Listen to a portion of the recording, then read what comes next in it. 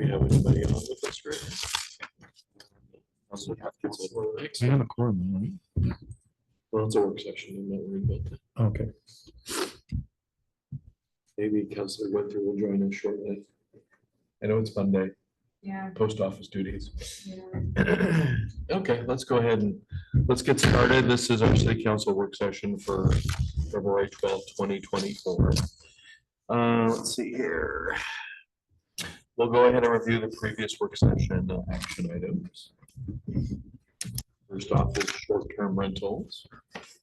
Just letting you know that I'm working on all the things we talked about during our ordinance committee meeting, which was gathering examples of business permits, the language for taxation, and the code changes to allow short-term rentals and the definition thereof. So that's in progress. Benton County has some of them. I just met with Derek Nichols and his new planner this morning. And so they're going to help me as well with some of that because they have that already in there. Okay. Countywide. So Have some consistency there as well. yeah, I have a that quick would be question, nice. if you don't mind. Oh, go for it. So I would presume like if, let's just say the property next to me wanted to be a, they put apartments in there and you wanted a code change. Would that require a hearing where you notify all the neighbors or what is that? Currently, if someone wishes to have short-term rentals in this town, they need to go before the planning commission. So it would be posted as a public meeting? Yes, it would be. Okay. Yes, and people within 250 feet of that location will be notified by mail. Okay, and the only reason I ask is I've had people complain about it. And I said, you need to go to the meeting if you're concerned about it.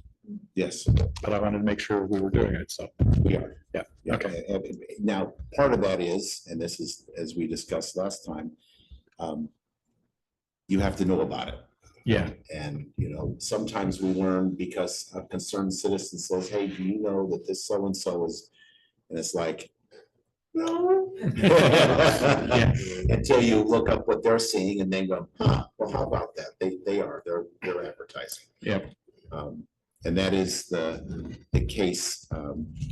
Yeah, but that wasn't a city sanctioned or authorized action, so That's fine. I'm just trying to protect us and making sure we have it on the record, so we're protecting. Well, and everyone. if we do an ordinance, we can also put in if there's things in the process that we want to have happen before that they're approved.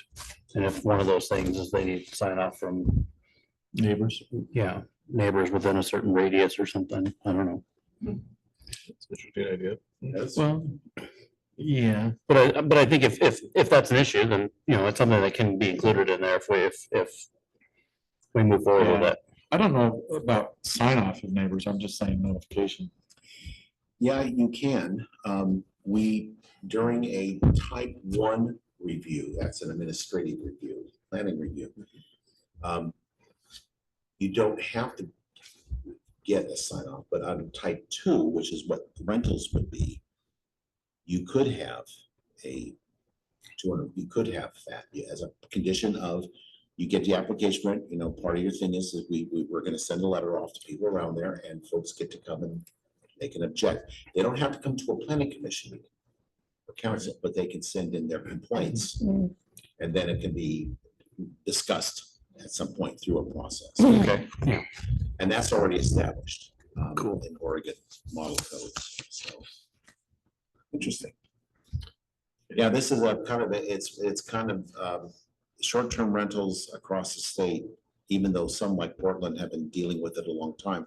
It's still, I can still see catches them by surprise.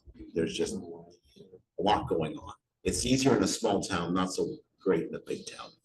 Those data that you shared from the last ordinance review meeting, they were telling, I mean, they're like, some of those numbers, it was like 40% of them or something were not known about until recently. I don't remember what the Exactly. exact number was. But And there's a 22% non-compliance rate in Portland. And part of that is if you make it a type 1 or type 2 decision, it's easy and a lot of people comply with it. If you make it so that everyone has to go to the planning commission because maybe you have 5 or more apartments in your house or wherever that you're trying to rent, and you have to make them go to the planning commission, a lot of folks are more willing to go underground with it, like prohibition. type things. Right. Go to the speakeasy, Yeah, like if you make the process simpler, then compliance. more people are Compliance with- willing to just, yeah, jump through smaller hoops, but not big ones. Yeah, and that was a very good, that, part of that was an audit, was actual, an audit that was commissioned by the city of Portland through their finance department. They did an audit of that entire process. And I thought it was I thought they did a great, open, transparent job of describing the problem, but Yeah. it is about making it easy. If you want compliance, you want people to be safe and have egress and fire extinguishers and carbon monoxide detectors, if those are your basis for what you want, and then, of course, collect your lodging tax, then make it easy. If you make it onerous, then people are more willing to disappear. Harder to do in Monroe, but as we grow, that'll be something to consider. So that's where I'm at. I'm collecting and Cool. getting some things together for you. Great, thank you. Next up is the library IGA. Do we have an update on that? How, yes, as we said today, let the games begin. So we're finding dimes and quarters, dimes and nickels, and dimes and pennies in corners. If you want to see if your janitor is cleaning, you put little things in areas. I think that- We're getting some pushback from library staff. Is this thing? It took them a few weeks, but I think everyone knows that we're looking at the IGA. So where we're at right now is I'll be meeting with Ashley Chavez, the library director, Wednesday afternoon. This round will be confirming the order of obligation, if you will. So Benton County, my understanding, Benton County is actually the entity that says we're going to provide the county, okay, Mhm. people out in the county with a branch library. Right, And we're going to have the city of Corvallis administer this program. So the county is the group, as I understand it, is the one that is responsible, the responsible jurisdiction for providing the service, for providing the envelope which the service could be. And they've selected Corvallis to do librarianship on their behalf. That's how I understand it. Yeah, No. or Benton County basically has the bucket of money that comes in from the taxes. Exactly. And then they say, if they don't want to hire people and do it themselves, and they say, Well, hire someone Corvallis, do you else. want to, yeah. Exactly. And it is an extension of the Corvallis Benton County Library by name, isn't it? Yeah, it is. And so it's Corvallis, but what I'm trying to do is have the library director explain to me, without going around in circles, Mhm. what the relationships are. This becomes important for us because if you want to look at the use of the library, I'm going to back up just 1 second. I apologize. I love doing that, and it gets confusing sometimes. But we had a community development block grant to build this library. For the first 5 years, we couldn't do it. That is a library, the entire building, all the grounds. We could not use it for any other purpose other than what the library needed to have. After 5 years, it's up to our negotiation as to what that building could be. But for the first 5 years, if we decided, for instance, to move in, City Hall, move in there, we couldn't do it without paying the money back. Paying the grant, yeah. Paying the grant back. gotcha. Okay. So the IGA, as it's written, was written, and once I read all the community development block grant language and then read the IGA, it's clear that the IGA sprang out of that, not the other way around. So what I'm trying to do now is decouple the city of Corvallis and Benton County and Monroe because that IGA really, it's like we're working for the city of Corvallis when it's really a Benton County project that they hired They can hire anyone they want, Yeah. Mhm. right? But they chose Corvallis, which makes tons of sense, and that they're big and they have the resources. But they also are the ones that wrote an IGA that basically says it's their library. And it'll be run. And for the first 5 years, that's how it was. I mean, there's no way Apply around with that. the grant. So the negotiations now are splitting that. So in my first round of discussions, we had subtle hints, such as the Monroe Library Legacy Fund. If we took over half the building, would they be obligated to pay anything for the half the building the city has or declares that they have? Right? So if we said that they have the library, which is a nice library, I was actually in there today. It's beautiful. I looked at the books and see all the different things they had. Yeah. And they have 8 computers back there. And they have some books. I mean, there's some current stuff in there. And it is a beautiful library. There's just no way around it. But if you let them have say you're responsible for this and maybe half of the lobby, the foyer, the common area, and the depot is the city of Monroe is going to manage that from this point. So how do things like, now we're cost sharing. Mhm. So we have a cost share agreement. And we also have things such as the Library Legacy Fund. We'd have to talk with those folks. Their board would need to make a decision on how they want to proceed.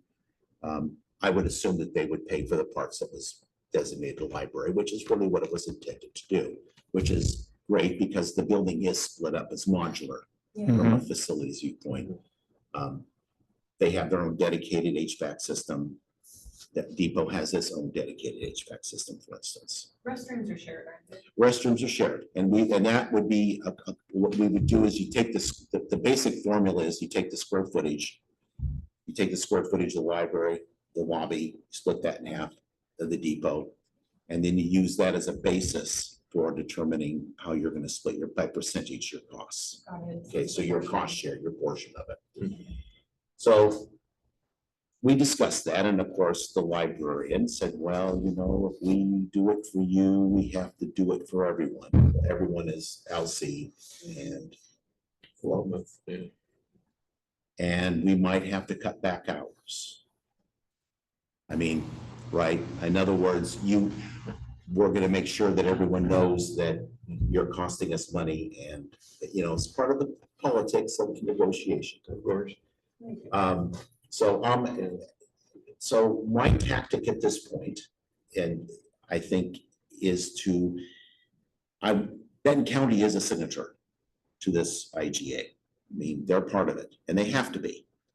So what I'd like to do is really, what we're really looking at, if we were to do this and say, we have this beautiful building, let's put a library here, but we need someone else to, let's lease this out to Corvallis for 5 years while they're like say, whatever their levy is good for. We'll do it for 5 years and pay us $1. And in the lease, you then specify all the different things, just like you would in any lease with a building. Who's gonna pay for utilities? Who's gonna pay for janitorial? Who's gonna pay for the maintenance? All leases spell out how that works. This is really more of a lease agreement with Benton County. And Benton County has an IG with Corvallis to run the thing. Not a Corvallis thing that somehow Benton County, I know Benton County collects the money. And they make that very clear. They collect the tax money and distribute it to Corvallis, but it's really a contractual relationship that they have with Corvallis, not with Corvallis and City of Monroe. Yeah. So that's the direction this week where I'm gonna kind of head and see how that works with. At some point here, we'll be needing to get Rachel, the county administrator, Right. and probably Mark Shepherd in on it as well. And this is, I'm sure I'm going to rapidly exceed Ashley's. What she can do Yeah, without going. she's gonna have to go. It's gonna go above her head. No, I understand. I am hearing that this is a Benton County Corvallis thing that they need to figure out, but it does benefit Monroe, so I feel like we should be responsible somewhat, but proportionately. It is our building. It is our building. I mean, at this point, it's absolutely our building. So the question really is that, and this is, will we get down now to the money? Yeah. Does the city of Monroe have the money to completely maintain, completely pay the utilities, completely pay for the janitorial when you've got library staff deciding on their own when they're gonna have events and all that, right? Their activities cost the city money. Yeah. We are not getting any money that's from the tax proceeds, It's all going to all Corvallis. going to Corvallis, every dime of that. But do any of the activities benefit like school age children? Sure they do. I mean. Sure they do. However, and this is the however for you. However, That's what everyone pays their library taxes for. if everyone's paying a library tax and we can't afford it to pay everything else, is it fair to tell the citizens of Monroe, you have to pay more than all the other people utilizing the services? So was it like Right. 80% out of town that was? Yes. So 80%. when you have a large number of people, so what you're asking them, we could certainly put a fee on our utility bills or whatever to fund the library. But citizens are going to ask, why aren't the other folks Exactly. paying it? And that's what your conundrum is. And so by splitting this, we're not telling the folks that they have to pay full fare necessarily. You can tell them that, I guess, but what we're asking is that we make it so that the library itself is standalone, so that if we do charge a fee, for instance, for the other rest of the building, the citizens of Monroe know you're paying for the part of the building is yours, Yeah, Yeah, that would be. that makes sense. strictly yours. So you're paying for in this case, the city of Corvallis would pay for the janitorial and their parts of things for their part of the building. And the citizens of Monroe would pay a little more because they're gonna pay the same taxes as everyone else, but they're gonna pay for their portion of the building. And that would be an administrative office for our city. That would be, or at least either permanently or at least temporarily while we figure out how to fix things. Counselor Cuthbertson, did you have a question? I see your hand raised. I I apologize think for, that's just a cursor. is that just a Sorry. cursor? Oh, No? mine. No, okay, My never cursor. mind, cancel.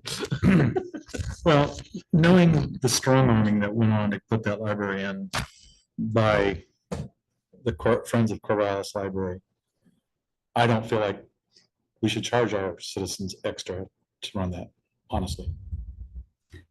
Kick them out. if they want to.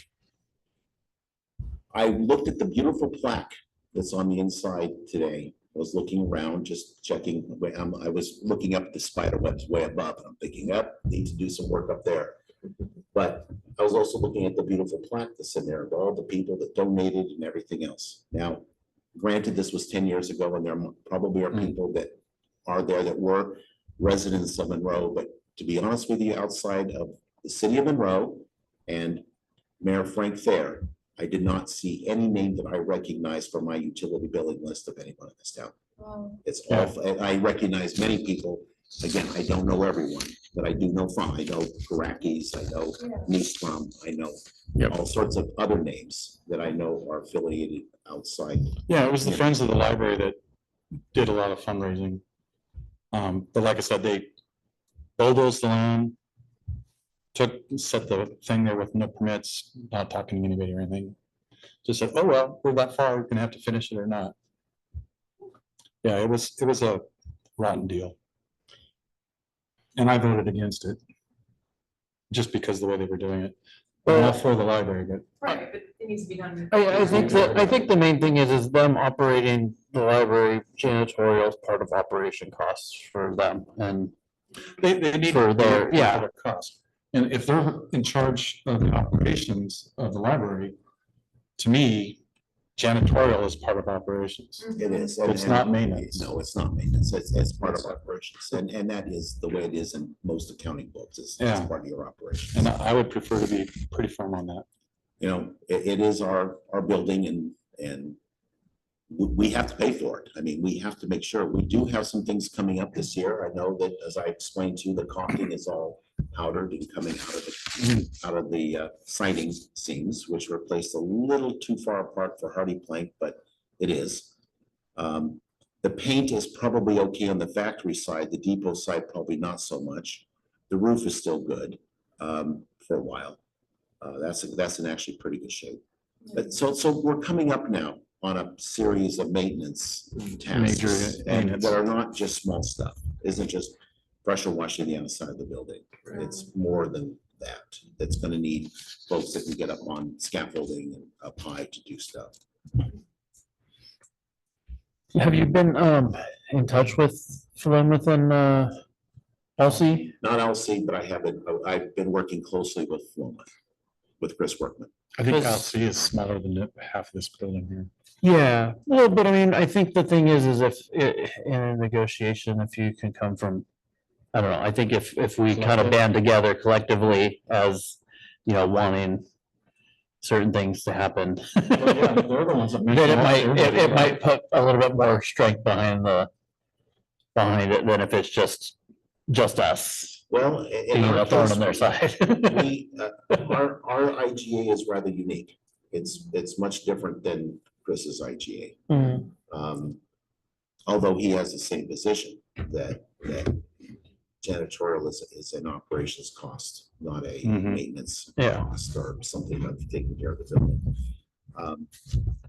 And again, you know, in terms of negotiating, we've already given them notice that the IG is terminated if we cannot get a resolution. And so to extent, like a lot of negotiations, it is a game of chicken down the line. But I don't think that, based upon what Ashley was telling me last visit, and we'll see how it is this time. She already knew a lot, like City Hall being in library. She already knew that. So information is being sent up the line and folks are figuring out and testing me to see what I know or I don't know.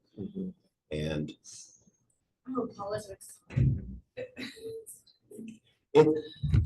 this one is one of those where everyone wants a library. Everyone wants their Yeah. kids to have a library. This was originally, as it was described, was actually the Monroe 1J School District Library. That is how it was originally put into the CDBG grant.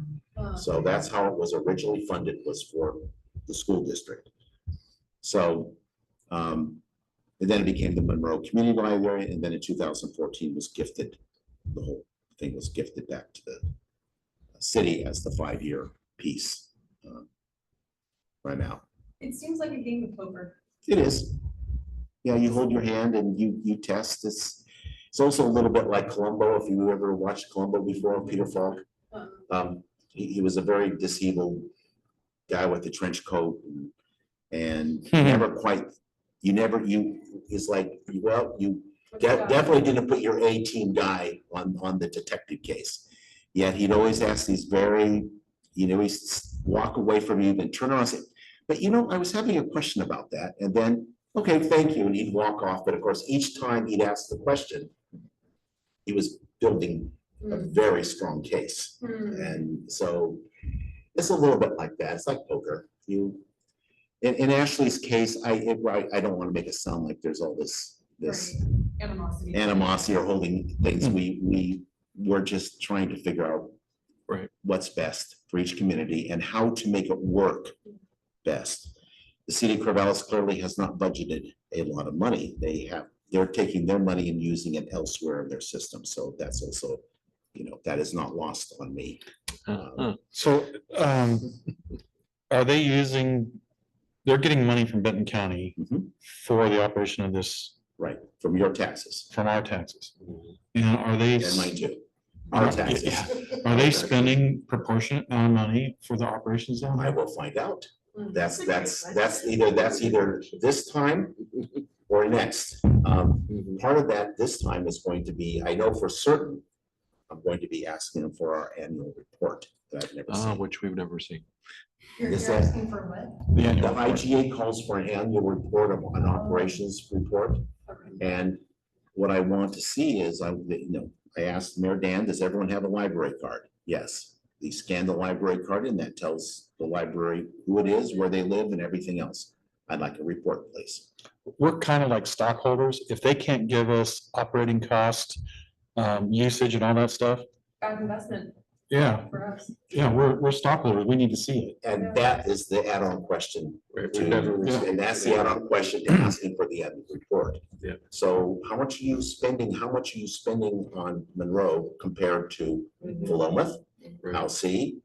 Is Alsea, I have documents saying that you are paying Alsea's electrical costs. A portion of it, not the whole thing, Okay. but a fair That amount. would be nice if they could do that. So why is the city of Monroe responsible for that if you're Right. doing it elsewhere? So we start uncovering the layers Right. Yeah. of, it's like pulling the curtains back in the Wizard of Oz. Well, she's the one that opened it up too. Yes. Why does the Philomath Library have a different IGA than we have? That's a good question, but I think it's because based upon what I've seen, and this is speculation, but it's a very close correlation between our grant. It said for the first 5 years, it had to be a library. The city could not use it for any other purpose. Got it. Ours was a new building compared to theirs anyway. Right. You know, Also, if there was a cost share, maybe part of it was that we had to cover certain things to be included in a cost share for Yeah. a grant or something. There's a lot of items in there. The city of Monroe did not have to pay a dime for this. It was all done from this outside. yeah, for the actual. But you know what I mean? building. Sometimes they use it in kind like calculation for Right, how much you. how much you're gonna pay out for. The grant the federal grant's very specific. Yeah. The first 5 years, and this goes for just about any federal grant, by the way. You have to use it for the intended purpose. Right. You can't Stop. abandon it. Some cases, like the path, it's not 5 years, it's 20 years. You have to maintain it. You have to agree to maintain it for 20 years. So they do alter it, but they always have some sort of maintenance provision in there that you can't just abandon it or repurpose it or sell it or something of that nature.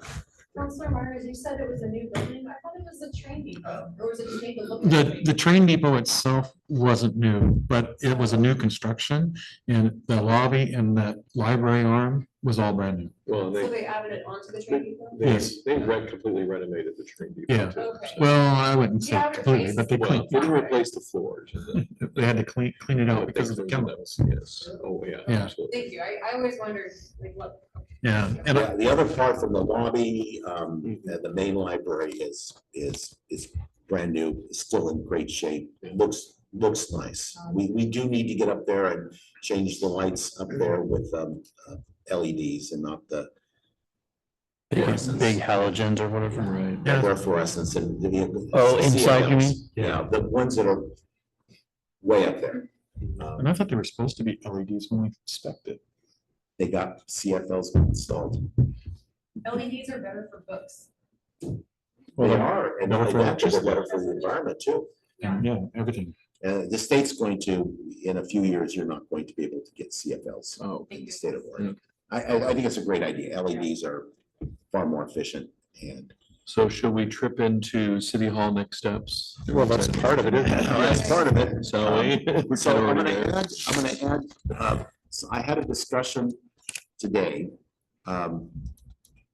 So during the ice storm, as you recall, we did open this building up. Now, it was incredibly dangerous to get into this building, but we did, and we finally got some ice broken, we got some stuff down. The intent was in case the fire department had some major emergencies, they could use this as a staging area to do that. But it did raise some questions, and the questions were, we don't have any staff to put in here to help anybody. Mhm. We don't have any real supplies in here to help with anybody. Great idea, but Is there a local Red Cross we could have cut hold of? it would have been through Benton County. And so that was my discussion today. And they have a grant that they're working on. Mhm. And when I called Brian Lee, he's the emergency management coordinator up there. He says, I get it. We don't have staff. We don't have money to keep running the buildings down here. You list us as having warming centers, but yet as a council, we've said disaster planning and these things are important to Mhm. everybody. Yes. He says, okay, I'm working on that, but I have something else I want to share with you, which we've looked in Monroe and we believe that you do need, it's called the Resiliency Hub. I don't know if you're familiar with that or not. It's what we call opening the Monroe Community Center in case of disaster, or Okay. the library. What we've been doing. But the catchword of the day is resiliency hub. It sounds better, you know, apparently you can get better grants for Okay, then. it. They would like, I said to them that we have in parts, pieces, and in kind and in whole, discussed that having that kind of activity down here would be really good for the region.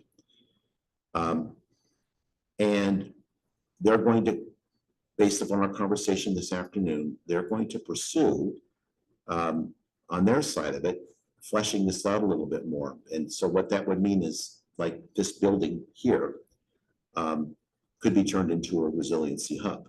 And if it needs renovation, seismic upgrades and refits, they can do that. Cover that? They can cover that.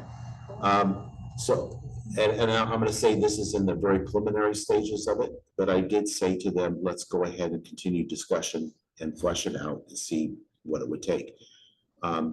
What they'll need from me specifically is I will put this into my chief architect program and produce a full 3D and otherwise drawing. Yeah. That's pretty straightforward. I like doing that. They need that for the grant. They need to know it's not a historic building. Well, it is to a lot of folks in Monroe, but it's not on the historic register. No, it's not that. It's not in the wetlands. So, I have a question. Does our stove capability in there work?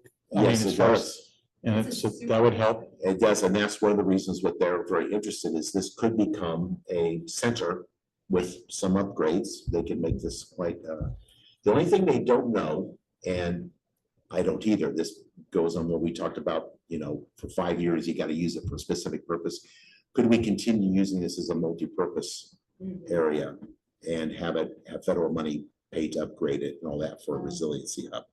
That we don't know. That's an open question. They were very open with me at the very outset. I read the grant this a little bit this afternoon. I had 10 minutes, and so I read it, and I didn't see anything in there that was a restriction. The community development block grants tell you right up front in those that you have restrictions. You get this grant, it must be used for this purpose. Don't think you're Right. going to get new property or something and get off the hook. Nothing's free. No, Nothing's free, well, but this is different, and so. and as long as that takes precedent, like priority over any other event utilizing the space, I mean, I don't see why that, I wouldn't see because that. I wouldn't think that they would want people to just have buildings that are Think it. not in use and vacant, and, because that also doesn't serve The community. the community when you, yeah. And I would assume that we can make sure that in our rental agreements, it said this is a Yeah, resiliency. here's, Counselor Cuthbertson's got a note there. for transient people. That wouldn't be the purpose of this. Okay. Is that the question, Counselor Cuthbertson, whether this would be used as a transient or homeless warming center on a permanent basis? It's my understanding, I did ask the question, and my understanding is this is for designated emergencies such as the ice storm. Right. She's got messaging again. Okay, Yes, it's open and. Okay, all right, got it. Thank Although I you. could see if we had a surge of homeless people, like 1,000, something, that would be emergency. that would be emergency for the entire town. Yes. And we would have to, I don't know, feed them maybe? I don't know. Well, We that don't is have a 1,000 part of homeless South people. Benton Food Pantry's mission is to provide food and resources. Benton County is also actively pursuing the clinic upgrade with the Samaritan Health. We will need to look at our law enforcement and see if this is adequate, given all the recent, the escalating events over the last several years. I won't say that it's recent. Yeah. It's been happening, just happening more. Oh, you don't want to include this, the chickens being stolen now? That's the new thing. Well, Chickens are being stolen around town. Well, there's 3 outside my house. yeah, there's. Let me just say on that note quickly that we have a couple people that are complaining about chickens in their yard, and I'm tired of it. Ah, We have been okay. trying to find where exactly the chickens but they seem to be decreasing in number for some reason. Interesting. I don't know. I know dogs have taken care of a couple of them, and they weren't my dogs. Right, They're on 7th Street, but My dogs would love to take care of some chickens. so it's the 7th Street, Pine Street area that I'm referring to. and I know 3 chickens next door to me are gonna be gone. Yeah, Yeah. But, yeah. We got rid of ours. There's across the alleyway, I think they got chickens, because I'm walking down my driveway, I'm going like, why is there droppings in my driveway? they transverse that 6th Street easement. Mm-hmm. And because a big home is right down by. I know which one you're talking about. Yeah, Kate King's. Mhm. So anyway, You know. complaints, missing chickens, I don't know. Well, there's raccoons that takes chicken out. They are due to in our neighborhood for the foxes also. Well, this was someone Yes, who's running around doing this. yeah. Anyway, sorry. If you keep your chickens locked up. They did the same thing to Didn't mean to cats. derail the whole conversation. So at City Hall, of course, we do have the same kind of thing, and I'm talking with Branch Engineering specifically Mhm. about this building and our building, and asking them a very basic early on consulting question. I already asked Branch about the City Hall, and they said you're gonna need structural reinforcement. No I surprise. would like them to look, however, we can go above the ceilings here on this building very easily Mhm. and look at the structural, if Right. the walls, the interior walls are actually part of the support for the ceiling trusses. They aren't at City Hall because they put the new roof on top of an old roof that's completely supported by Right. terracotta brick. When I've been up above here, this used to be a projector room up here for a movie theater at one time. So you can get up there and be in the old projector room. Cool. Yeah, it is cool.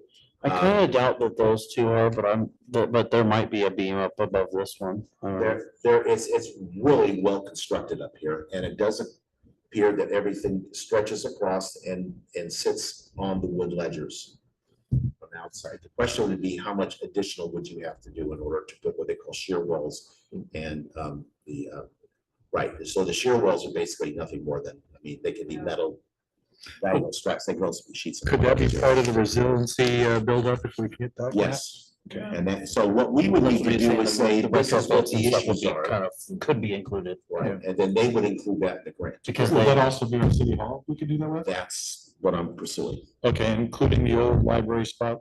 So Yes. that would be, that would almost not quite double, well, it might double the space we have here. It would, and then for the library, we would use that as a temporary facility as other things are being taken care of. Cool. So that's the next step report is I'm pursuing this now that I have an idea that, might be able to get some things done. Just pursue it. At the moment, it's pursuing it not to get a full engineering report, but to get I visited you and here's what I found, and here's what you're gonna need to do if we're gonna move forward. That might be a little hard to hold in that poker hand with the library. Yes, it would be. Oh, yeah, because definitely. of the- Yeah, but I'm just saying, it's like, hey, we'll only be temporary if you help us get this. That's right, if you help us. I've never heard the librarians complain about you, Steve. Ever. Of course. They're complaining about Pro Ron at the moment, leaving quarters and dimes. I said, well, this is great, you're not making your retirement fund now. Maybe he was leaving them. Hmm. Right? Did she go to- Huh. Sorry, but. No. I mean, Yeah. So these folks either have too much time on their hands, They do. or I think just have too much time. on their Are hands. they still leaving their refuse out? No. Okay. okay. Ron is very good at what he does. He was a professional. He did this professionally in the hospital settings. Mhm. That was a lot of his career. after the Navy. That's So. gotta be very sterile. And he is very much on top of things, and he also has no problem in a nice way, but he has also no problem holding people to task for keeping things clean, Nice. right? Yeah. And I think that has been part of the, they just don't like being told that they have to keep things clean and neat and don't stack cardboard boxes in front of the circuit breaker panels. Oh, man. Yeah. Yeah. And it was done professionally, but it didn't go over well because they've been doing it. Forever. This is how we do it. So, Okay, shall we move on to new discussion topic items here? Law enforcement IGA. what would you like to see? The sheriff is gonna be giving me his preliminary IGA here shortly. Okay. What would you like to see changed in that IGA? I'll say the big thing right now is that they give us about 10 hours a week. It is community police based. It is at the officer's discretion as how they spend their time here. Those are probably your three biggest takeaways from that IGA. So at the officer's discretion, that could potentially mean in the office, not patrolling. That could be, or it could be the kinds of things that they are, in other words, whether they're, I think the big thing is whether they're gonna sit out there and pull people over for speeding. or whether Traffic they're gonna be stops and doing stuff. Other activities in town. Mhm. There, as you see from your reports, that there's a lot that goes on. There's Yeah. domestic issues, there's, people causing disturbances somewhere, there's kids that need to be talked to, Fires. fires, They still have a reception station, right? yes, they do, and they are there. They come down and do the reports at night. They do, speeding sweeps. A few weeks ago, we made a notice on Orchard, they had their radar trap, the radar sign out there with the speed. Several people got pulled over. We will be seeing them in court. Yeah, he was sitting right across from my driveway the other day. It was kind of interesting. On Monday, when I was coming into town, I always slow down to the speed limit, right? As the person behind me must got lucky because I was in front of him because they slowed down. Sure enough, he was sitting right there. He would have banged him. We apparently had an 81 mile an hour and a 91. Through town? That's Yeah, nice. one through town and one on territorial. On territorial is not surprising, but No, that's. it's not. I think Counselor Cuthbertson would attest Oh, to. yeah. Well, and I've if seen it's 60. over, if it's so many over, then it's like, If it's 100 miles reckless. an hour over, it's a misdemeanor and you go to court and maybe jail. Mm. So we pay, is it 36,000 per year for our current Yeah, IGA? 32,800, I believe, is what we're But paying. it's for the 10 hours that we had. That's I for mean, it seems like there's more activity that could be, I think they're doing a great job when they're here, I'll say that. The reports seem thorough, but if we could afford it, I would love to see them here more often. that would be the question for you Well, folks. we If you could- would like me to ask for, talk about what additional services and time. Would it be speeding or just more? well, and that's one thing that I was gonna say is basically we could also say, maybe we wanna see them down here a couple hours more per week, but dictate that that's specific to, Yeah. Okay, Specific activities. yeah, like Dedicated to to speeding or, traffic stops and so, stuff. so if you, would you? If say that would be extra time doable. Should be dedicated like to traffic or more community policing or what kind of? It would be interesting to see traffic reports to see when these really high, 90 mile per hour things happen. But, I imagine it's probably beginning of the day and the end of the day when people are coming to and from work, but. I mean, I feel like traffic is a big thing that people complain about is the speed, people speeding down Orchard, down Territorial, or coming up from, basically right to the high school. Is what we're paying. That seems, 6250? Which he said that he had tried to keep it Yeah. on the low side for what, and where you're paying not just for their salary, but for their insurance. Yeah, their that- training, that's and like an the police officer in the FTE. car, the whole. Yeah. You go like 1.5. but I think that would be something that would also generate revenue. In addition to hopefully, and obviously if they stop catching people, then it's because it's been policed enough to where you know, people know not to come through here at 50 miles an hour or whatever.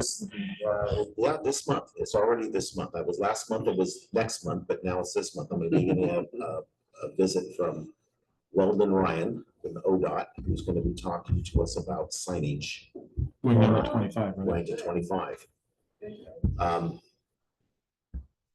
I also, I'll be asking for one of those speed change signs that says 25 with the arrow, so people know that they will not Yeah. change our transition zones. Oh, I was gonna say, because the sign over at the bridge is right in the corner and you can't see I it. am gonna ask them to move that. That has to come out. Either back before, or just right at the bridge or before the bridge, Right, I'm gonna instead of ask them at the to- end of the bridge. Because every single person that comes around that corner is either put their Jake brake on, or Yeah. they Oh, yeah. slam on their brakes, or Well, people that drive it all the time that know it, but a lot don't. But I think if we ask for something specific like that, where it's a little bit extra time, but also something that Okay. generates revenue, it makes it safer, but also generates revenue to kind of help pay for the offset the cost of And it. I've talked with the sheriff about that we have not seen a lot of tickets. And I said that is important to us because, you know, one, it is a definitive sign that we are, you know, changing folks' behavior, I hope. But the second part of this, we do have to pay for operations. But if we could dictate that specifically that, you know, even a small portion, like I said, a couple hours a week is dedicated to, you know, that Okay, during those busy times. well, Because right now it says at their discretion, so if it's something where it's specifically like it needs to be community between, times, okay. yeah, or I'll do even that, school. and hours. also I'm sure that the sheriff would also. Between the school hours or- Talk with you as well. or within, yeah. Well, I'm pretty sure once we change the speed signs, she's gonna be able to get quite a few. Yeah. Oh, yeah. Oh, yes. Counselor Winter apparently texted 42 minutes ago to say he's not gonna be here tonight. Oh, okay. Oh, If, the other thing we could do is if the community wanted us to come out, I mean, you talked to, or you had got a word into their office talking about possibly doing a Town hall. town hall or something. Yes. Right. Cause I mean, it might be, if we do that kind of before we approve the IGA, maybe we can get a feel for what, I mean, cause if people want them down here more, it's gonna cost us more, but if they really want us to, we can build a fee into the water bill or something to pay for it, but Mhm. you know, Only if the it would help, but it would help if people came Right. forward and said, you know, that they want more. Or more Yeah. security. So what I Yeah. will do then is talk to the sheriff about the IGA, about having some dedicated time, specifically for traffic enforcement. Also, reemphasize that the town hall would be really important to the council feels that's really important for the sheriff's department to be here, so we get an idea, you get an idea of is the town on board with other services and more time? Because that also affects how we can go forward. And I'm paraphrasing now, Counselor Rich, but I just want to make sure I understand that's. Well, and that would also, and it's probably helpful to him too, because, you know, they do their budget and, you know, staffing based on, you know, the Yeah. needs and funding that they have, and so if we're asking for more, then, you know, there's additional costs, and they may pass some of that on us, but that they may need more staffing or something. Right. Well, I know that he feels that there is a lot of business down in South County, A lot of business, say that again. a lot of business in South County, a lot of activity that is of all sorts. Yeah, the more you get away from a more urban built-up area, the more that those that scoff at the laws tend to migrate to. Smaller communities where they feel they can get away with it. Exactly. Like Lapine back in the 70s, 70% of the people that moved into Lapine at that time were ex-convicts. That makes sense. Having recently spent time in the fine. You know, not all of them were bad. Yeah, and part of that was the Oregon Department of Corrections would look for cheap land to dump people on. It's like Oregon's Australia. Yeah. So it is. Well, they do that because they have to house the families of the convicts if they're the single breadwinner. Right? So, like Myrtle Point, my hometown, where I grew up. All of a sudden, we had a whole bunch of people that we didn't know where they came from, and it was the state locating them there. And it was all this kind of a criminal element. And unfortunately, when you're raised that way, sometimes it happens. So luckily, they got sued and they're not doing it anymore. But The state? yeah, Wow. Well, I imagine it puts young people at risk to have these communities there. yeah. Like I said, it's not always bad people. I'm just saying it doesn't set a good precedent. And Particularly for small towns that do not have a lot of resources to. Yeah. Exactly. To do it. And I know a lot of old timers from Monroe that moved here in the 60s and early 70s that were trying to get away from law enforcement.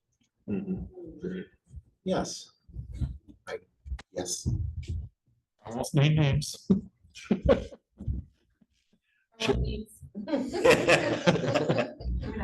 Shall we move on to sewer rates now? Sewer rates. In our last scheduled budget session, just the other day, it seems, we had changed the water rates, and we noted that during our discussions that we have a flat sewer rate and that most cities do not have flat sewer rates. They have a flat rate and a consumption rate. I know we'll be meeting here in another month or so and, the official budget. But to gather information and prepare for that, it would be helpful for us, staff, Don and I, to know if this is a direction you would like to pursue, or would you rather just, not deal with it? I think Corvallis, they charge you an adder based on your consumption. Yes, they do. Yeah, you get a, Yeah. absolutely, you get a consumption. Now, my other property, I'm paying a flat fee, but you don't want to hear what that is.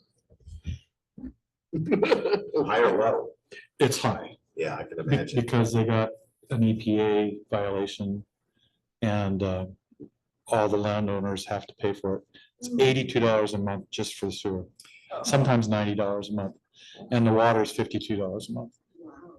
And people screaming, Gilcrest. Oh, Gilcrest, yeah. Oh, Is that still a private town?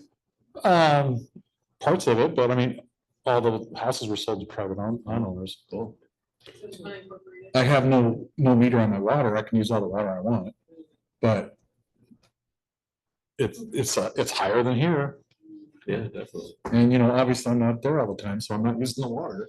Councilor Rich, you had a question? Oh, I think just like with anything where we would be asking for more money for the same services, I guess, just mostly what kind of things would it be going to cover? Like basically, does the current sewer rate obviously is not funding too much of future repair, That is maintenance stuff or capital improvement, I guess I should call it.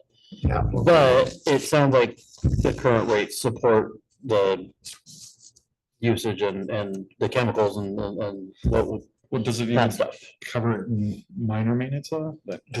Is it building any, if it's only. Because it covering operating costs should only, be having enough to where you're putting away for future repairs and Yeah. maintenance, because And it isn't, really. Right. What it's paying for is operational costs and salaries. And that's really all. So it's just- paying. It's just, flat materials and labor. that's right, and nothing about ensuring that we can dredge our ponds or. New liner or any No of new those. liners. We do set some aside, but I take stormwater for that. So anything we have to do, we have to go out and get a bond or something. Right, we have nothing to repair or replace pipes in our like distribution old system. pipes and stuff where we Internet. have I&I issues. Right, so I do have some, so I'll use stormwater funds to fix I because that's specifically what it's designed to. It helps to get the- Keep it out, and there has been an impact on it. We've made, particularly this last round, noticeably reduced the I. And this was fixing pipes just south of Shelby and Aldrich, where we have sewer pipes in the middle of the wetlands that were basically at ground level. Were they the clay pottery pipes? Yeah, but they're at ground level where that area Yeah. gets about 6 inches of water, they're underwater. So we raised them and lined them. Is that what they were doing? Yes. Oh my gosh, I just saw men running around with Ibex suits on it. I was like, what the heck is going on? It's our. It's where we keep our aliens. Yeah. That's our Area 51. Area 51. I was like, what? No, that was Doug Troyer and Underground Tech. Yeah, And yeah. his team that were, Okay, I out there. called and talked to Don. I said, as long as Mark knows we're good. yeah. and- You see a glow in the sky, that's our stargate. Yes. Oh, we had some large vehicles over there. Yeah, they were, we took 4 manholes and sealed them, raised 2 of them, and It helped, huh? helped tremendously. So basically then, this year we'll do the same process for sewer, which is establishing the base rate. And then establishing what we need in order to make sure we have both maintenance operations and capital improvement. So, and then present that to the budget committee. Yeah. All right. As long as there's, yeah, I'm okay, I'm good with it as long as there's a justified reason why. And so if we need to be putting away for, The problem right now is I can't just, I have no clue other than what that money goes into. I mean, I don't know how it was determined or anything else. It just was a number and I think it was based upon operations. well, we can keep the flat rate and do what we did with the water, or do a capital improvement CIP. fund, Yeah. a fee. That basically is just a, But I mean, do you want to charge Flat someone that additional uses amount. 15,000 gallons versus someone that does 5,000 gallons the same amount? Or do you want to I would suggest that people that use a lot of water are also gonna have to pay a surcharge on pay that? a surcharge, just like. Or some kind of rate, yeah, that's what I'm And thinking. everywhere, and everywhere else. Everywhere that you see things on it's honestly, it's on the up and up. It's like, okay, this is what it's cost. Exactly, and here's why it costs the way it is. the reason why I like the fee separate though, I mean, if we need to increase rate or you wanna make them more equitable like we did the water, that's fine, but like. I think having the capital improvement fee is good because it keeps future councils from trying to use that money for other things, whereas. If it's specifically that fee, then it has to go into the capital improvement fund. It's and earmarked for that It's earmarked specifically. Reserve. Whereas if we just put it in the general operations sewer, then, Well, yeah, but it could be used for the water, it could be, because it just goes into the general operations of well, the if we have a base fee, here's what we could do. We of could have public works. a base fee, and then you have a usage rate that for the adder, and you say, we would just write in there that a certain percentage of that adder has to go into the CIP. I'll say that the auditors, I mean, you're gonna see this as we change things, but the sewer, stormwater, water are essentially, will be treated from this point forward as reserve funds. All of them. Anything that goes in there cannot be used for anything other than that, and the auditors will be looking for it. So it'll be safe anyway. Then. Yes, however, a CIP fund's even better because it goes into a special, it goes into one of our reserve funds, which then needs to has criteria. Well, and it tells Well, it could- also the person Yeah. paying the bill why they're paying Why it. they're paying it. Right, right, You know, and it's because eventually we need to put new pipes in the ground. But if we had a percentage rate and that certain, and then Used for that. specify a percentage of that has to go CIP. Yeah, you can do that too. Yeah, what you're paying for. Someone that uses 15,000 is gonna pay a little higher CIP than someone lower. I'm just trying to say, if you use a lot, maybe you should pay more. And that's, Well, yeah, and we, like I said, we can do what we did with the water, where we basically change our water fee structure where basically makes it more equitable for how much you're using. Right. So you can do both. I was gonna do that last year. I had all the things down, but it was doing the water rates in and of itself, that literally took 4 months of my life. Yeah. Redoing it. I've shared it with other folks and It was a nice presentation. I really liked it. it really wasn't, it's very equitable. Overall, right now, I anticipated that the city would make an additional $4,000 or $5,000 per month, and we're right in the 35 to 42. So, I mean, that's total across the city. So it's not as though these rate increases cost, we made all this money. Yeah. What's happening is the folks that are using more, above are paying more. The folks in the middle, this is primarily your families that were paying the brunt of it before, are now paying what they should be paying, really. I mean, they're paying for the charge. We do have a little bit on the low end. Some people that were never paying anything are now having to pay a little bit, but because it's so little, it's $4 a month. And when you explain that, folks do not have an issue with it. Right. That's And what I so did. we really do not have had any complaints or actually we haven't had any complaints. Initially, people asked about the CIP fee. It was explained it was a reserve, it was do this, and they said, but you're going to use it? No, you can't. It has to go specifically for. They nodded and accepted that.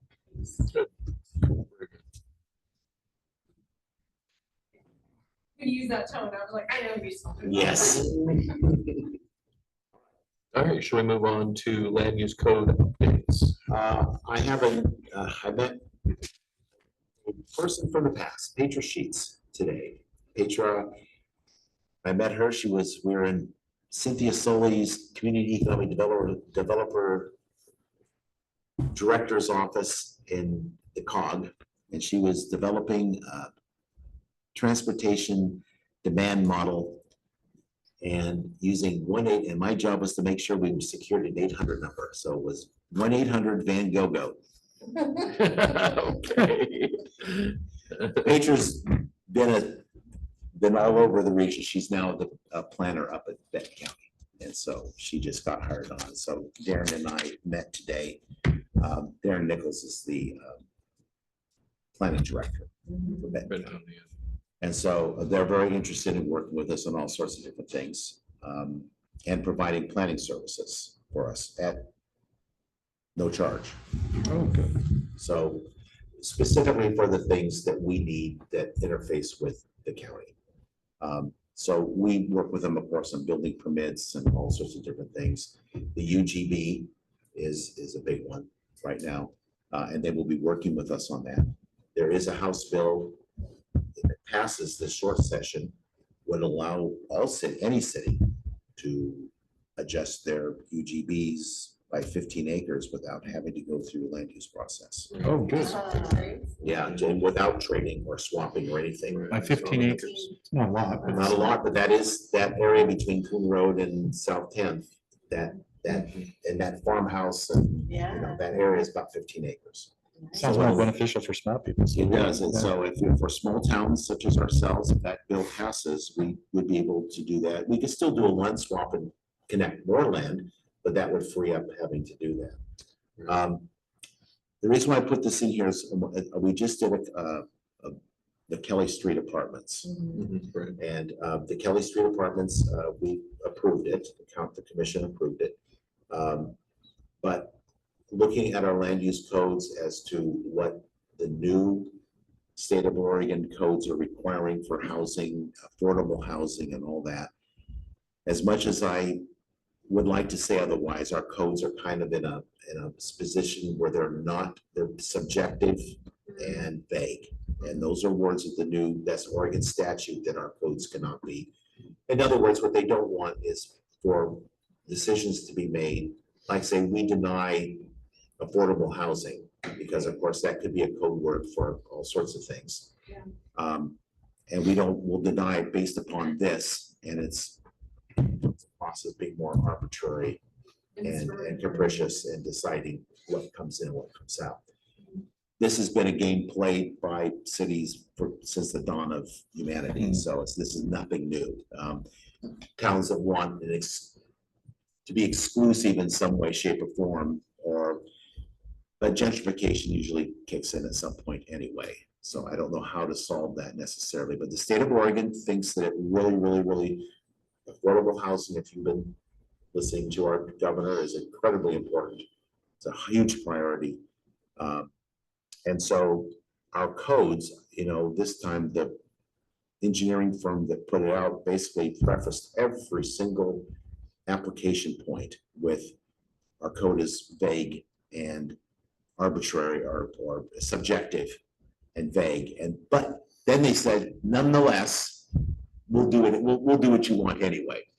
So it's just that they led with it, and I know what they were trying to deal with an appeal and all that, but I can see going down the road where this is going to be a huge problem if we don't have some assistance with that. So Benton County does have some lines to help us with in terms of not just direct technical, but other access to other planners and other amounts of money that could help us look at our codes and bring everything up to date.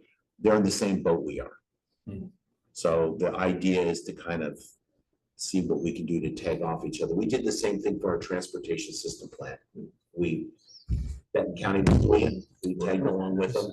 Yeah. and- Instead of reinventing the wheel twice, just do it one time. Just do it and- one yeah. time. And Monroe has such a tight integration with the county that it makes sense to collaborate with the folks that have the resources and that we don't. So that was my update, and why. We did approve it, AKS Engineering, we did a great job. It was my first 25-page staff report. And reminds me of doing college, right, with the college, the final college paper, right? But, you know, it's one of those things where we will get, it's gonna be very nice. It will be very nice. They're gonna put sidewalks in. This is on Kelly? Yeah, on Kelly. Wow. The planning commission would like the city to finish Kelly Street. Thanks. They're gonna expand out into the street. We'll use our SDCs to put storm drains in, because there's no storm drain on that street whatsoever. We have one home at least that's emptying into our sewer system. Because there's no place to put the water. Right. It's just, and then otherwise, it's going on the ground and draining underneath people's homes until it hits Sixth Street. So, they're gonna be putting paved parking areas in there, landscaping. Good. You know, they're doing exactly what Are they replacing the one that burnt? Is that what they're doing? no, this is in that vacant lot. Oh, the vacant one. Yeah, the Okay. vacant lot. 4 homes? Yes, a fourplex, yeah. Okay. Fourplex? So fourplex, and Jesse Bounds, who owns the property, owns the threeplexes right next to it there. So it's a threeplex, and that empty would be a fourplex. The reason why I had to go to planning with that is because our zoning density is too little for four. It would support 2, Gotcha. but not 4. However, everyone else around there is Right. Is at different. 4, so Yeah. we were not arbitrary or capricious. We did exactly what the character of that block is what it is. Yeah. It's just that our codes, when I get into these things and I start reading them and look at what it is, our codes are difficult to work with, particularly when you have people coming into town and want something a little different and we don't have it. And the last time we had development was in that block was 25, 30 years ago. And so a lot of that documentation is no longer there and our codes reflect that. So, Where's it going on, Kelly? next to 660, let's look up 660 Kelly. It's right in that vacant lot next to it. Right in here? Yep.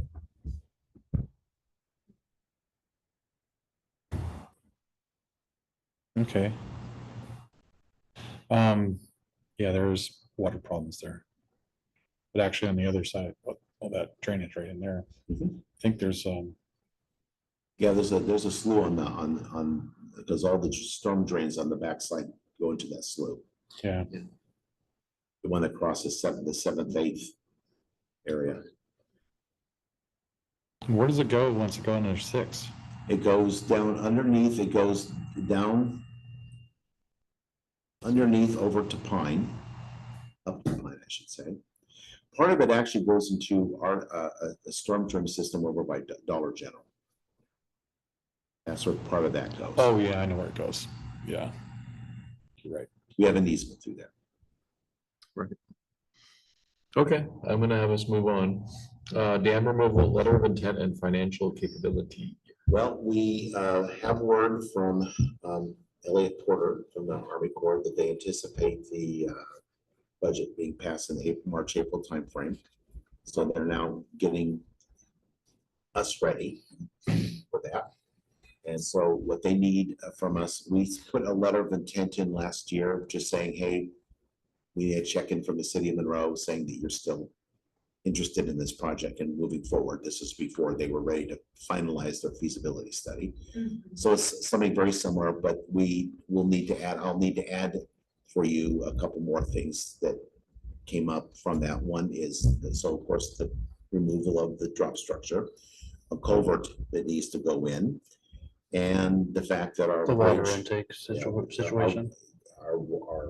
the bridge has to have big boulders placed on there. Oh, yeah. Right, right. Okay, now ultimately, and then there's also another paragraph, is a letter of financial, a statement of financial intent, meaning we know that this isn't all free, that we have an obligation to pay the cost. If this goes forward, we have an obligation to pay. So none of these documents obligate the city to anything, to actually, you will have a vote later. I am asking the Long Tom Watershed Council to come back and reaffirm their commitment to you Thank you. for the cost share amounts. The previous document was an MOU, memorandum of understanding. This time, I think it needs to be a little stronger because there's, Contract. I'm gonna say there's real money.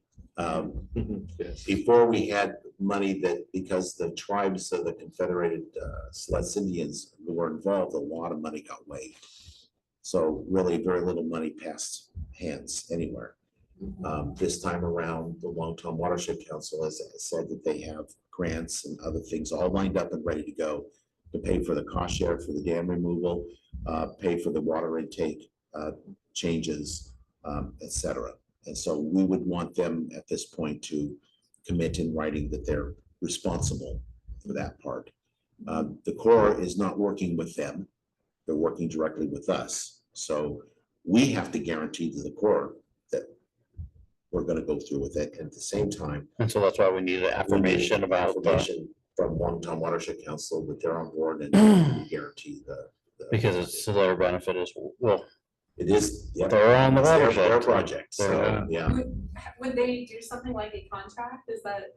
We would need to do that. I've already talked with our attorney and we will need to draft a contract. Is that John that's bringing that forward? Great on us. He'll be part of it, but the Dana and Oh, okay. Jed Call and their folks, All of them. Yeah. Okay. the board of the. and Yeah. It's a big project. So anyway, I just want to let you know that'll be on the agenda, those documents or the resolution before the letter of intent, so we can get off to the Corps of Engineers. Again, they're anticipating in another month to 2 months for this to happen. They're just making sure they have all the paperwork ready and to submit, because it is a rolling, there'll be a lot of projects that will be coming available and ready for funding. They want to have this one on the plate first. Okay. Biennial budget is the next. What do you folks think about going to a 2-year budget versus a 1-year budget? I agree with it. Is it, well, so is the annual budget written into the charter at all? Is that not, we wouldn't have to make a change We there? wouldn't have to make There'd be a an change. ordinance or Yeah, something we'll that, just make a change on ordinance that says that we're on a 2-year budget rather than. I mean, I think it would free up a lot of staff time. Resources. Yeah. Because I think you guys spend a lot of time every year doing, preparing the budget, and then if we do that every other year instead of every year. For this size city, I wouldn't mind going 3 years, but you know. Are there other reasons outside of administrative burden? Like do we just need more time to prepare a budget or? So what most cities do with this, and it's really nothing more than we already do. We monitor our budget. We need a supplemental, we'll do it. And it's the same thing with the 2 years. The amount of time that staff actually spend probably is about the same, but it's spread out. So there's more time to analyze, look at things, look at the changes, Yeah. come back to you folks and say, here's what's going on. It also can span, you know, we every 2 years, we have votes.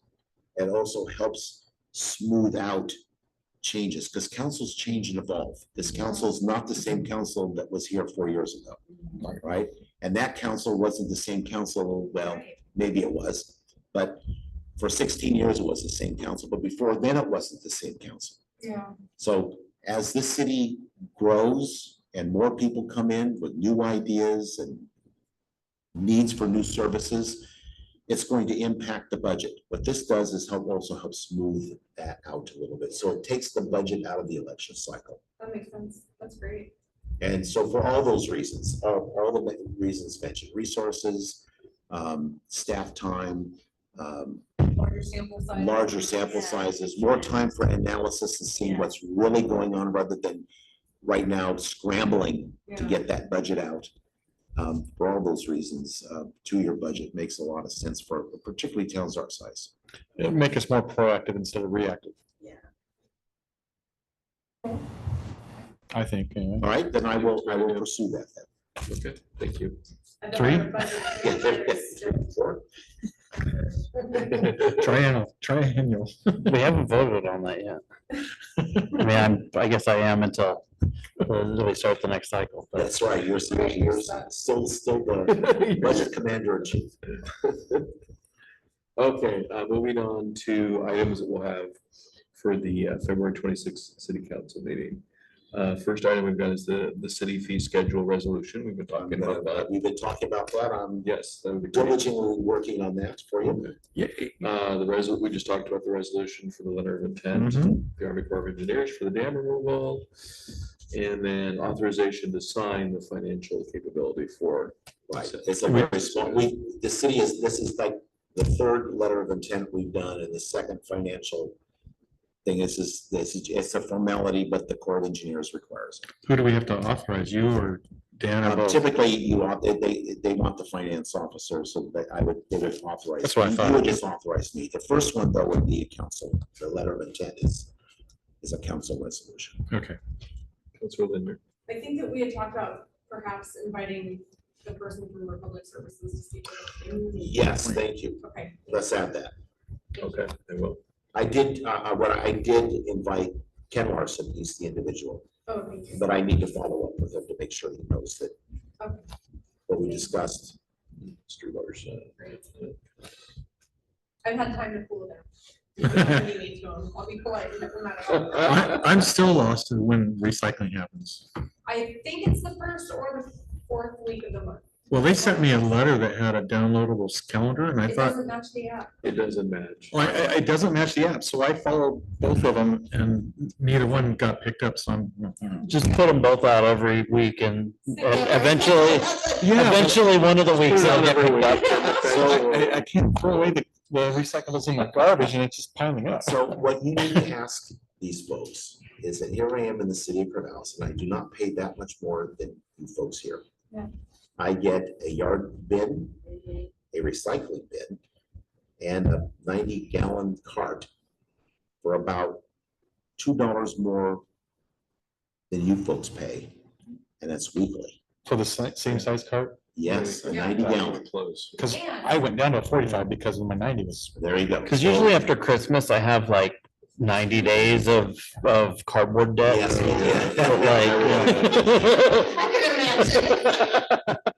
In addition to that, there are people just outside city limits who are getting more regular and frequent. That service. is why I'm Just up the suggesting, hill. I know, I've talked to Mark. Yeah. He's up on Shady Hill. And Commissioner Eastridge, Eastridge yeah. as well. There are Yeah, people- we're both, they're almost neighbors up there. Yeah. Yeah. Like, why are they getting their recycling picked up twice a month? Right, and why am I getting my recycling once a week? Yeah. Oh. For $2 more. Yeah. The letter did say we could put glass in ours. Yeah, it's only because we're doing it anyway. Oh, I've been. doing it In anyway. Corvallis, they Yeah. gave up on us and said, everything you have is commingled. They do charge us more in Corvallis for the recycle because it's not all commingled. I hate to break it to you, but probably majority of it ends up back in the landfill anyway. Yeah. Oh, And I Benton used to work County is also telling us now that they're working regionally. That's another thing I learned today. Working regionally, and not just region. I think regionally means the Willamette Valley. Coffin Butte, as you know, has there's been a lot of controversy Yeah. with that, but most of the controversy is that 125-year development went down to like 72 years and then down to 20 years. Now they're saying maybe 12, 15, we don't know. It's filling up and they don't know if they can expand it or not. Of course, part of this is probably politics on folks' part. I do remember where you see, have you driven by Coffin Butte? That whole front was a quarry. We used to ride our motorcycles up and down. The landfill was on the far west side. Yeah, it was just a little piece of it. Now it is basically, they It's basically have filled up. Yeah. They I'm do. sure consumerism and Amazon just in the last 10 years is responsible for most of that. They are looking at not just different sites, they're looking at ways of doing different recycling. In addition to consumer changing, if you can do that. But looking at different mechanisms for recycling product. Also other activities such as the Marion County incinerator. That's apparently has 5 years left in its lifespan, but it does 1/3 of Marion County's recycling, if you will. They're joining Benton County and Lane County and others in trying to figure this out. So I can see probably in the next 10 years, all garbage pickup being a lot different than it is now. It may be done on a regional basis because their only options right now is to go down to Klamath Falls and take it all down there. They have a Lakeview, or take it over to the Arlington site. Washington, or no, that's That's Oregon. Oregon. It's, Oregon border. there's a big, you can see it's a big gas fired or coal fired thing. but Yeah. Not only that, there's nuclear stuff there. Yeah, Yeah. yeah, so it's. Yeah. Can we fill in the brickyard? And what they would do in order to, for any of those, is to take the intermodal, they said they would have to take over the intermodal transit thing at Middlesbrough. This is where they can take the Right, the containers. containers off and on. Right. And it would be moving garbage 24/7 Yeah, from the Willamette Valley. it's huge. When I worked for Corvallis Disposal was the name of it at the time. Mhm. It was probably where you drove in with the truck and dumped was probably 20 feet above the road's surface. It's like 40 or 50 now. And acres more coverage. Yeah. I used to go up there, like you said, around the quarry spot, and it was all nice little ponds. We go fish, we go hunting there, and it's all gone now. It's So just, it's underneath a mountain Garbage. of garbage. Garbage, yeah. matter of fact, if they were allowed to keep going, they'd probably be as high as Coffin Butte. Well, that's one of the options is the top Coffin Butte and continue over. Are they going up against the hillside? Yes. But then you might have the great trash avalanche of 2030. Nice. I thought they were gonna do some methane recovery there too. They do. They do, They run a steam plant across towards the rifle range. yeah, it's back there behind a bunch of those hybrid cottonwoods, Okay, and they generate electricity and put it back in the grid. because that's what they do at that Salem Yes, incinerator. It's a cogen plant. yeah, and so they're looking at building a second one of those. Looking for all sorts of different options. They were looking for some places to put a recycling, so where you would grind things up, sort it, grind it up, and then take the recycled material, and then resell it. But have it all ready to go for resale. So all your metals and your different plastic grades and all that would be put in big containers, but it's basically a sorting and grinding facility. Have you ever seen a separator for that kind of stuff? Big, huge tank, and it's got chain link fences in it. That's a conveyor. And they dump it in, the plastic floats, and all the other stuff gets pulled out the bottom, and the chain link on the top pulls the plastic out. It's incredible what they can do. But anyway, Benton County has let me know that they are now actively involved in a kind of consortium of counties and cities to try and figure this out. It's scared because Coffin Butte is one of the last in the valley that's taking it in. I have a question. Have you heard anything more on SMAC? Yes, I did actually. Because I haven't, Yeah, they said that they were gonna send out emails and stuff, but I never all right, said well, anything let me from that. forward you the last two that he sent. They're in the Okay. middle of the big session now, so I'll make sure if you're not getting them. I'll Yeah, they forward said them. that they were gonna send them, or Yeah, I haven't got. they were gonna add everybody and send out updates before the legislative session, so we can, I had. just so we talked can about- hound our representatives about certain bills or whatever. You just need to, that flux generator goes on the DeLorean, so you can put garbage in it. Yeah, can we get one of those? When do we get a Mr. Fusion? Fusion. We just get one of those for everybody's car. Then, you basically have electric cars that run Yeah. on fusion energy. No generators, I Yeah. mean, the whole thing. That'd be perfect. Yeah, you just eat a banana and toss your peel in there after for breakfast and you drive to work. Oh my gosh, is there any other business we wish? Nope. Okay, we have treats. Just smack was what I was, I already had mine. We have treats. What treats? I didn't have dinner, so I just. Sweet Valentine's treat. They're like chocolate croissant cookies or something, I don't know. They're very delicious. It's been a fun